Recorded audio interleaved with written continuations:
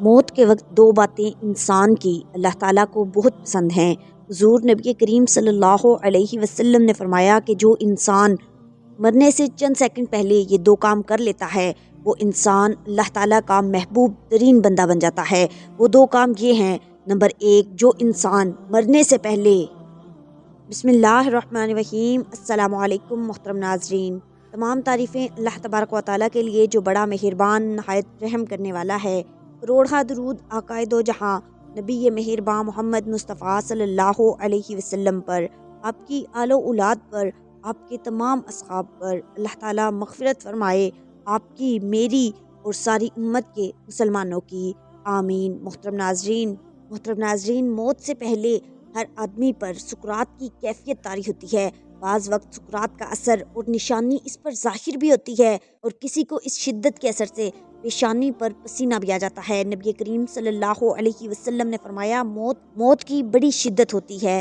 نزع اس تکلیف کا نام ہے جو روح پر اثر کرتی ہے اور تمام اعضاء کو گھیر لیتی ہے، حتیٰ کہ بدن میں روح کے جتنے اعضاء ہیں ان سب کو درد محسوس ہوتا ہے۔ نزع کی تکلیف نفس و روح پر حملہ آور ہوتی ہے۔ بزرگوں نے فرمایا، موت تلوار کی مار، آرے کے چیرنے اور کینچی کی کاٹ سے زیادہ سخت ہے، کیونکہ بدن کو تلوار سے کاٹا جائے تو صرف اس لیے تکلیف ہوتی ہے کہ بدن کا روح سے تعلق ہوتا ہے، تو جب صرف روح کو صدمہ پہنچے تو کس قدر تکلیف ہوگی۔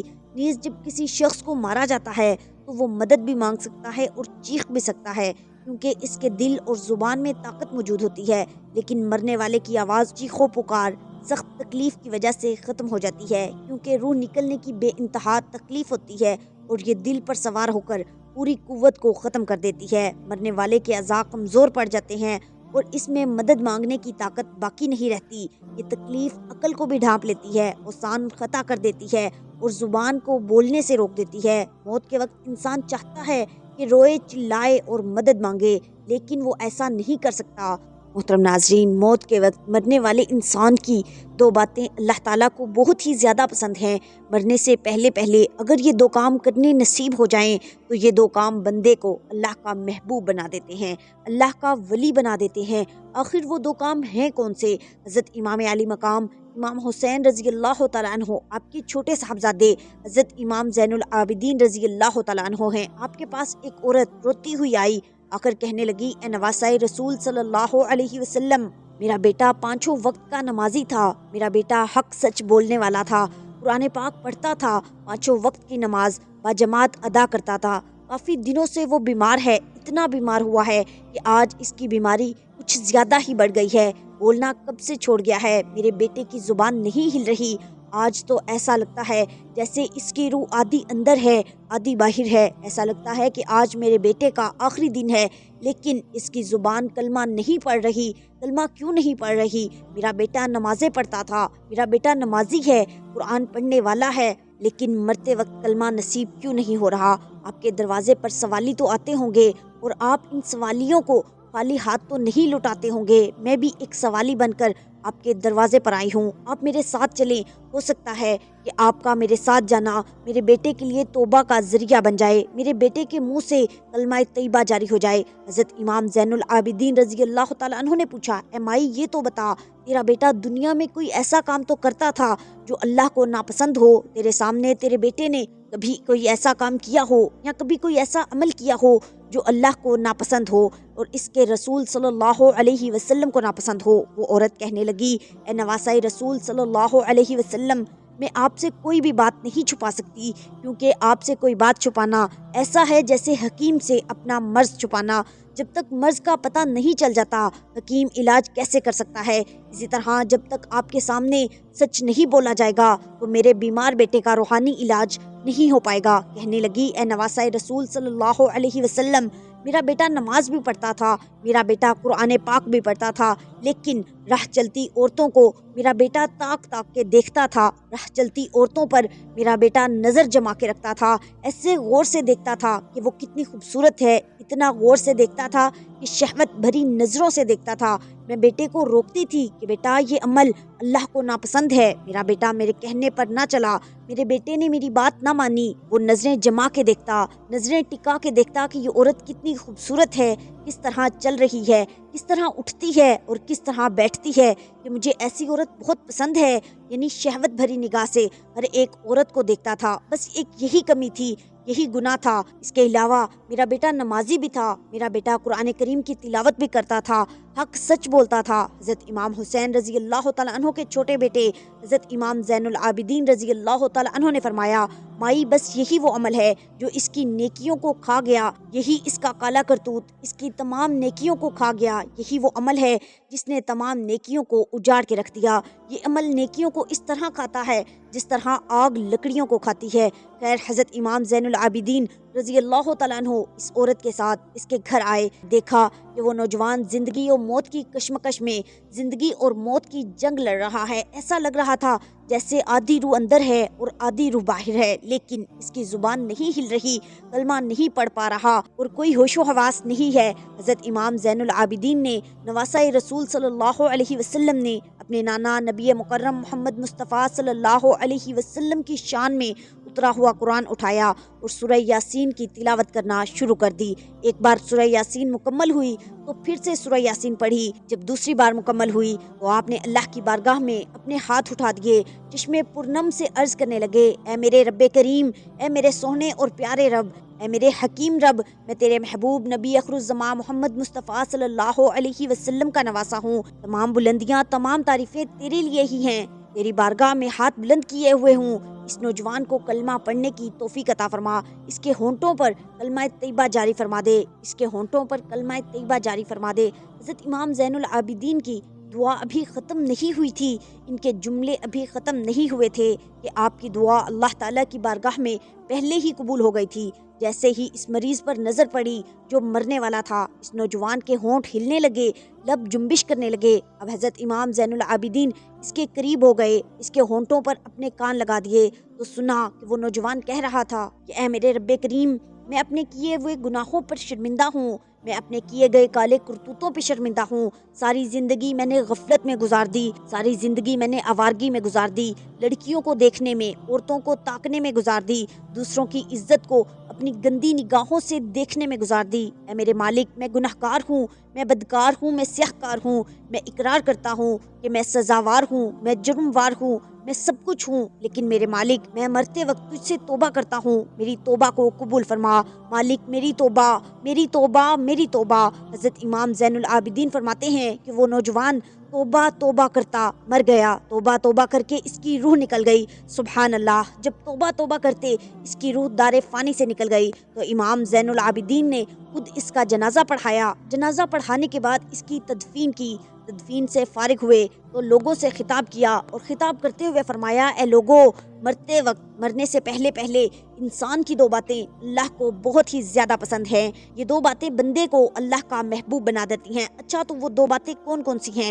حضرت امام زین العابدین نے فرمایا، نمبر 1، مرنے سے پہلے پہلے اپنے گناہوں پر شرمندہ ہونا، یعنی اللہ کی بارگاہ میں اپنے گناہوں پر شرمندہ ہونا، اپنی کرتوتوں پر شرمسان ہونا، اللہ کی نافرمانیوں پر شرمندہ ہونا، خود کو خطا کار سمجھ لینا اور اس بات کا اقرار کر لینا کہ میں گناہگار ہوں، میں بدکار ہوں، میں سیاہکار ہوں، اے اللہ مجھے معاف فرما۔ نمبر 2، مرنے سے پہلے پہلے اللہ کی بارگاہ میں اپنے تمام گناہوں سے پکی اور سچی توبہ کر لینا۔ یہ دو کام ایسے ہیں جو اللہ کی بارگاہ میں بہت پسندیدہ ہیں۔ توبہ کا عمل اللہ تعالیٰ کو اتنا زیادہ پسند ہے، اللہ تعالیٰ خود فرماتا ہے، اے ایمان والو، اللہ کی طرف ایسے توبہ کرو جو آگے کو نصیحت ہو جائے، یعنی توبہ صادقہ، جس کا اثر توبہ کرنے والے کے اعمال میں ظاہر ہو، اس کی زندگی اطاعتوں اور عبادتوں سے معمور ہو جائے اور وہ گناہوں سے بچتا رہے۔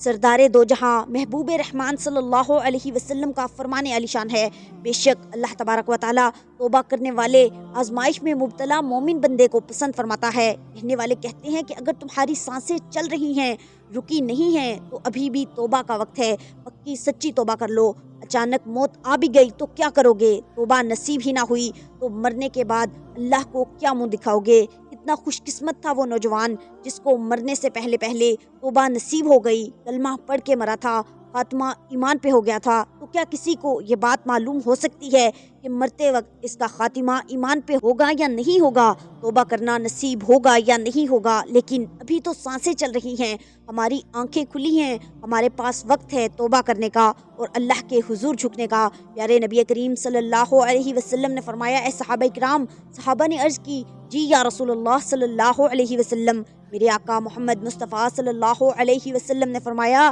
میں اللہ کا حبیب ہوں، اور جو نوجوان اپنی جوانی میں توبہ کر لیتا ہے وہ بھی اللہ کا حبیب بن جاتا ہے۔ جب بندہ نافرمانیوں گناہوں سے توبہ کرتا ہے تو اللہ تبارک و تعالی فرشتوں سے فرماتا ہے کہ آج آسمانوں میں چراغاں کرو۔ فرشتے اس کا سبب پوچھتے ہیں تو اللہ تبارک و تعالیٰ فرماتے ہیں کہ آج میرے بندے نے مجھ سے صلح کر لی، توبہ کر لی ہے، جاؤ آج اس کے سارے گناہوں کو مٹا دو، نہیں بلکہ تمام گناہوں کو نیکیوں میں بدل دو۔ اللہ کے واسطے اتنی محبت کرنے والے رب کو منا لو، آج سب توبہ کریں، کیا پتہ کب زندگی کی شام ہو جائے۔ حضور نبی کریم صلی اللہ علیہ وسلم نے فرمایا، جب ایک نوجوان انسان توبہ کرتا ہے تو مشرق سے مغرب تک کے تمام قبرستانوں میں سے 40 دن تک عذاب ہٹا لیا جاتا ہے، اور آپ صلی اللہ علیہ وسلم نے فرمایا، اللہ تعالیٰ اس کے چہرے کو روشن کرے جو حدیث سن کر آگے پہنچائے۔ جب انسان سچے دل سے توبہ کرتا ہے تو اللہ تعالیٰ اس سے خوش ہو کر اس انسان پر نظر کرم فرماتا ہے، اسے اپنے مقربین میں شامل فرماتا ہے، اور پھر انسان جب نفلی عبادات کے ذریعے اللہ تعالیٰ کا قرب حاصل کرتا ہے تو اللہ تعالیٰ اسے یہ انعام عطا فرماتے ہیں کہ اس کا دل نور الہی سے روشن و منور ہو جاتا ہے، تجلیات الہی کے نور سے اس کی نظر وسیع ہو جاتی ہے، وہ سمندر پار کی چیزیں بھی دیکھنے لگتا ہے، لیکن شرط یہ ہے کہ پہلے سچے دل سے توبہ کی جائے۔ حضرت عمر رضی اللہ تعالیٰ عنہ کے دور میں ایک شخص شراب کی بوتل بغل میں دبائے چھپائے جا رہا تھا کہ جب حضرت عمر فاروق رضی اللہ تعالیٰ عنہ سامنے سے آتے دکھائی دیے تو اس کے اوسان خطا ہو گئے، وہ سزا کے تصور سے کانپ اٹھا اور اسے کوڑے لگتے نظر آنے لگے۔ اس نے اللہ تعالیٰ سے دل میں عرض کی کہ اللہ اگر آج تو حضرت عمر رضی اللہ تعالیٰ عنہ کے ہاتھوں سے بچا لے تو میں سچے دل سے وعدہ کرتا ہوں کہ آئندہ شراب نہیں پیوں گا، میں تیری بارگاہ معلیٰ میں سچی توبہ کرتا ہوں، مولا میری لاج رکھ لے۔ اسی اثناء میں حضرت عمر فاروق رضی اللہ تعالیٰ عنہ قریب پہنچے اور پکڑ کر پوچھا، یہ کیا لے جا رہے ہو؟ اس شخص کے منہ سے بے ساختہ نکلا، حضور بچوں کے لیے دودھ لے جا رہا ہوں۔ اور جب حضرت عمر فاروق رضی اللہ تعالیٰ عنہ نے وہ بوتل دیکھی تو شراب دودھ میں بدل چکی تھی، وہ بوتل شراب کی بجائے دودھ سے بھری ہوئی تھی۔ یہ دیکھ کر اس شخص نے سچے دل سے توبہ کی اور آئندہ تمام عمر شراب نہ پینے کا عہد کیا۔ بزرگان دین نے توبہ کی شرائط بیان کی ہیں کہ پہلے توبہ کی جائے، سچے دل سے توبہ کی جائے، توبہ کرنے کے بعد گناہوں سے بچا جائے۔ انسان توبہ تو دن میں کئی بار کرتا ہے لیکن توبہ کرنے کے بعد اسے توڑ دیتا ہے، اس توبہ کو وہ مقام قبولیت حاصل نہ ہوگا اور اس کی کایا پلٹ نہ سکے گی۔ آج امت مسلمہ طرح طرح کے مصائب، علائب، مصیبتوں اور پریشانیوں کا شکار ہے، ہر طرف دہشت گردی، کہیں زلزلے، کہیں سیلاب سے تباہ کاریاں، ناگہانی اموات، یہ سب اللہ تعالیٰ سے ناطہ توڑنے کا نتیجہ ہے۔ آج امت مسلمہ کو اجتماعی توبہ کی ضرورت ہے۔ نوجوانی کی توبہ اللہ کے ہاں بڑا مقام رکھتی ہے۔ آئیے آج پھر ایسی توبہ کریں جو توبہ ہمارے دلوں سے نکلے اور عرش عظیم تک پہنچے۔ زہد و تقویٰ کی عبادت و ریاضت کی زندگی نصیب ہو۔ اللہ تعالیٰ ہر مسلمان کو ایسی سچی اور پکی توبہ کرنے کی توفیق عطا فرمائے۔ نبی کریم صلی اللہ علیہ وسلم نے فرمایا، تم اللہ تعالیٰ کے سامنے توبہ کیا کرو، اس لیے کہ میں دن میں 100 مرتبہ توبہ کرتا ہوں۔ جب بندہ 40 برس کی عمر کو پہنچ جائے اور اس کی بھلائی اس کے شر پر غالب نہ آئے تو شیطان اس کی پیشانی چوم کر کہتا ہے کہ میں اس چہرے پر قربان جو کبھی کامیابی نہیں پائے گا۔ پھر اگر اللہ تبارک و تعالیٰ اس بندے پر احسان فرمائے اور وہ شخص اللہ تبارک و تعالیٰ کی بارگاہ میں توبہ کر لے اور اللہ تبارک و تعالیٰ اسے گمراہی سے بچا لے اور جہالت کی تاریکیوں سے نکال دے تو شیطان ملعون کہتا ہے، ہائے افسوس، اس نے میری آنکھیں ٹھنڈی کرنے کے لیے ساری عمر گمراہی میں گزاری۔ پھر اللہ تبارک و تعالیٰ نے اس کی توبہ کی وجہ سے اسے جہالت کے اندھیروں سے نکال دیا۔ محترم ناظرین، اس طرح شیطان بندے کی توبہ پر بدحواسی کا شکار ہوتا ہے۔ توبہ قبول ہونے کی بڑی نشانی یہ ہے کہ اس کے بعد انسان کا دل گناہوں سے ہٹ جاتا ہے۔ محترم ناظرین، 5 لوگوں کو مرتے وقت تکلیف نہیں ہوگی۔ حضرت سیدنا عثمان غنی رضی اللہ تعالیٰ عنہ نے فرمایا تھا، دنیا میں 5 لوگ ایسے ہیں جن کو مرتے وقت تکلیف نہیں ہوگی، ان کی روح آسانی سے نکلے گی۔ حالت نزا میں انسان کی آدھی روح اندر ہوتی ہے اور آدھی روح باہر ہوتی ہے اور بندہ تکلیف میں ہوتا ہے۔ اس وقت انسان کو پیاس اتنی لگتی ہے کہ انسان یہ چاہتا ہے کہ 7 سمندر کا پانی پی جاؤں، اور اگر بالفرض وہ 7 سمندر کا پانی پی بھی جائے پھر بھی اس کی پیاس کبھی ختم نہیں ہوگی۔ روح نکلتے وقت انسان کو جو تکلیف ہو رہی ہوتی ہے وہ ناقابل بیان ہے۔ حضرت سیدنا عثمان غنی رضی اللہ تعالیٰ عنہ نے فرمایا، یہ 5 لوگ ایسے ہیں کہ انہیں مرتے وقت ذرا بھی تکلیف نہ ہوگی، یعنی موت آسان ہوگی اور بغیر تکلیف کے ہوگی۔ پوچھا گیا، جناب وہ کون سے 5 لوگ ہیں جنہیں موت کی سختی میں بھی نرمی میسر ہوگی؟ تو فرمانے لگے، سب سے پہلا شخص وہ ہے جو صدقہ کرنے والا ہو، کثرت سے صدقہ کرنے والا شخص، ایسا شخص جو اللہ اور نبی کریم صلی اللہ علیہ وسلم کی رضا کے لیے اپنے مال و دولت میں سے یوں صدقہ کرتا ہے کہ جب وہ اپنے ایک ہاتھ سے کسی کو دیتا ہے تو دوسرے ہاتھ کو پتہ بھی نہ چلے، یعنی پہلا انسان وہ ہے جو کثرت سے صدقہ کرے گا تو اس کی موت کے وقت اس کی روح آسانی سے نکلے گی اور جان کنی کا عمل اس کے لیے تکلیف دہ نہیں ہوگا۔ نمبر 2، ایسا انسان جو اپنی فیملی سے اچھا سلوک کرنے والا ہے، یعنی اپنے ماں باپ، بیوی بچوں اور بہن بھائیوں سے نرم دلی کا رویہ رکھنے والا ہے، اپنے بیوی بچوں سے پیار کرنے والا ہے، حلال کا لقمہ کھلا کر اپنے بیوی بچوں کی کفالت کرنے والا ہے، حلال کمائی سے بچوں کی پرورش کرنے والا ہے، بیوی کو حلال کا لقمہ کھلانے والا۔ بزرگان دین فرماتے ہیں کہ جب رزق تنگ ہونے لگے تو دسترخوان کو وسیع کر لیا کرو، یعنی اپنے بیوی بچوں پر خرچ کرنا بھی صدقہ ہے، انہیں کھلانا پلانا صدقہ ہے۔ لہٰذا ایسا شخص جو اپنی فیملی یعنی بیوی بچوں پر خرچ کرتا ہو اور ان سے حسن سلوک رکھتا ہو تو جب وہ دنیا سے رخصت ہوگا تو اس کی روح نکلنے میں آسانی ہوگی اور اسے کوئی تکلیف نہ ہوگی۔ اسی طرح حضرت عثمان غنی رضی اللہ تعالیٰ عنہ نے فرمایا، جو شخص یہ سوچ کر نماز ادا کرتا ہے کہ جو نماز وہ ادا کر رہا ہے وہ نبی کریم صلی اللہ علیہ وسلم کی آنکھوں کی ٹھنڈک ہے، نماز دین کا ستون ہے، نماز مومن کی معراج ہے، اسلام اور کفر میں تفریق کرتی ہے، تو 5 وقت کا نمازی موت کے وقت کسی بھی قسم کی سختی میں مبتلا نہ ہوگا۔ پھر فرمایا، چوتھا وہ شخص جو قرآن کریم کی تلاوت کرتا ہو، یعنی خود بھی قرآن پڑھتا ہو اور دوسروں کو بھی قرآن سکھاتا ہو۔ پھر فرمایا، راتوں کی تنہائیوں میں اٹھ کر قرآن پڑھا کرو اور قرآن پڑھتے وقت رویا کرو۔ فرمایا کہ اگر رونا نہ بھی آئے تو رونے کی کوشش کر لیا کرو۔ حضرت داتا علی حجویری گنج بخش رحمت اللہ علیہ سے کسی نے پوچھا کہ حضرت اگر رونے کی کوشش بھی کریں اور پھر بھی رونا نہ آئے تو پھر کیا کریں؟ تو فرمایا کہ پھر اپنے مقدر پر رو لیا کرو کہ تم اتنے سنگ دل ہو گئے ہو کہ تمہاری آنکھیں آنسو بھی نہیں بہاتی۔ محترم ناظرین، 5واں شخص جسے موت کے وقت تکلیف نہیں ہوگی وہ ہے جو اپنے ماں باپ کی موت کے بعد یعنی ماں باپ کے مرنے کے بعد وراثت کا حصہ اپنی بہنوں کو پہنچانے میں جلدی کرتا ہے، یعنی وراثت کا حصہ اپنی بہنوں کو جلد از جلد اور بر وقت پہنچاتا ہے۔ ایسا نہ ہو کہ بہن کے بچے بھوک سے بلکتے رہیں اور تم بہن کے حق پر قبضہ کیے بیٹھے رہو اور بہن اس انتظار میں رہے کہ میرا بھائی کب مجھے میری ماں میرے باپ کی وراثت میں سے حصہ دے گا۔ بہت بار یہ بھی دیکھنے میں آتا ہے کہ بہن کی شادی نہیں ہوئی جبکہ والدین دنیا سے رخصت ہو گئے تو بھائی نے کہا کہ کوئی بات نہیں، جب بہن کی شادی کروں گا تو ہی اس کا حصہ اسے جہیز کی صورت میں دے دوں گا۔ یاد رہے کہ اسلام میں بہنوں کو جہیز دینا فرض نہیں جبکہ ان کا وراثتی حق دینا فرض ہے۔ دراصل عورت کو جہیز دینا یہودیوں کی رسم ہے، اسلام میں اس کی ترغیب نہیں دیتا، لیکن اسلام میں عورت کا وراثتی حصہ دینا فرض ہے، یعنی جہیز دینا فرض نہیں بلکہ اسلام میں بہنوں کو حق دینا فرض ہے، باپ کی وراثت میں سے بہنوں کو ان کا حق دینا فرض ہے۔ واضح رہے کہ والدین کے ترکے میں جس طرح ان کی اولاد نرینہ کا حق و حصہ ہوتا ہے اسی طرح بیٹیوں کا بھی اس میں شرعی حق و حصہ ہوتا ہے۔ والدین کے انتقال کے بعد ان کے ترکے پر بیٹوں کا خود تنہا قبضہ کر لینا اور بہنوں کو ان کے شرعی حق سے محروم کرنا ناجائز اور سخت گناہ ہے۔ بھائیوں پر لازم ہے کہ وہ بہنوں کو ان کا حق و حصہ اس دنیا میں دے دیں ورنہ آخرت میں دینا پڑے گا اور آخرت میں دینا آسان نہیں ہوگا۔ حدیث مبارکہ میں اس پر بڑی وعیدیں آئی ہیں۔ حضرت سعید بن زید رضی اللہ تعالیٰ عنہ فرماتے ہیں کہ رسول اللہ صلی اللہ علیہ وسلم نے فرمایا، جو شخص کسی کی 1 فٹ زمین بھی ازارۂ ظلم لے گا قیامت کے دن 7 زمینوں میں سے اتنی ہی زمین اس کے گلے میں توق کے طور پر ڈالی جائے گی۔ ایک اور حدیث مبارکہ میں ہے، حضرت انس رضی اللہ تعالیٰ عنہ فرماتے ہیں، نبی کریم صلی اللہ علیہ وسلم نے فرمایا، جو شخص اپنے وارث کی میراث کاٹے گا یعنی اس کا حصہ نہیں دے گا تو اللہ تعالیٰ قیامت کے دن اس کی جنت کی میراث کاٹ لے گا۔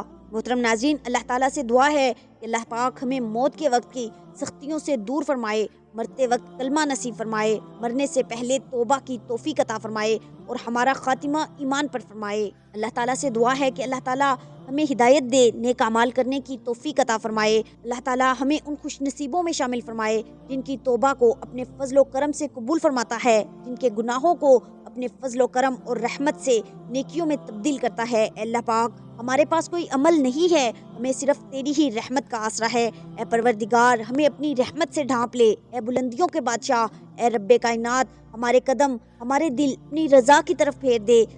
ہمیں اس نعمت سے سرفراز فرما جس میں ہمارے لیے خیر و برکت ہو، صحت و تندرستی ہو، ترقی و خوشحالی ہو، دنیا اور آخرت کی بھلائی ہو۔ اے اللہ پاک، ہمیں عذاب قبر، عذاب جہنم سے بچانا، آمین یا رب العالمین۔ محترم ناظرین، امید کرتی ہوں آپ کو آج کی ویڈیو پسند آئی ہوگی۔ ویڈیو اچھی لگی تو اسے لائک اور شیئر ضرور کیجیے، اور کمنٹ باکس میں اللہ تعالیٰ کے 99 ناموں میں سے ایک نام ضرور ٹائپ کریں۔ ملتے ہیں اگلی ویڈیو میں، تب تک کے لیے اللہ نگہبان۔